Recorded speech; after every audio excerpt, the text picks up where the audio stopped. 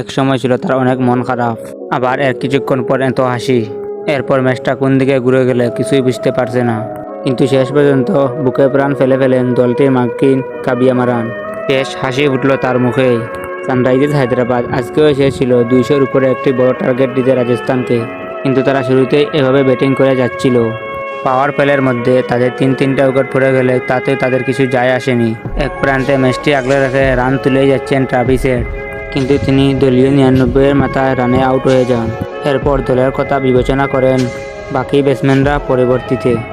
তারপর এই ব্যাটসম্যানরা কিছু বড় শট খেলার সাহস করেননি। শেষ মুহূর্তে ক্লাসেন যদি 34 বলে 50 রান না করতেন, তাহলে 175-এ ধারে পাশে যেতে পারত না সানরাইজার্স হায়দ্রাবাদ। 176 রানের টার্গেট ডাউট চিন্তার কারণ হয়ে দাঁড়ায় অধিনায়ক প্যাট কামিন্সের, কিন্তু তার অধিনায়কটাও বিশ্বসেরা।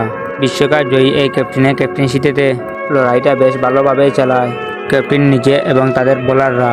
রাজস্থান রয়্যাল শুরুটা বেশ ভালোই করেছিলেন তা পাওয়ার প্লের মধ্যে। পাওয়ার প্লে শেষ হওয়ার পর 2 ওভারের মধ্যে জেসওয়াল এবং ক্যাপ্টেন সঞ্জু স্যামসনের মতো গুরুত্বপূর্ণ 2টি উইকেট হারায় তারা। 99 রান তুলতে 13 ওভারের মধ্যে 6টি উইকেট হারিয়ে ফেলে রাজস্থানরা। হেটমায়ারের মতো তো হিটার ব্যাটসম্যান মাত্র 4 রান করে মাঠ থেকে নামেন, কিন্তু শেষ পর্যন্ত বাকি ব্যাটসম্যানরা অনেক চেষ্টা চালিয়েছিলেন। দ্বিতীয় কোয়ালিফাইয়ে সমাপ্ত হয় রাজস্থানের।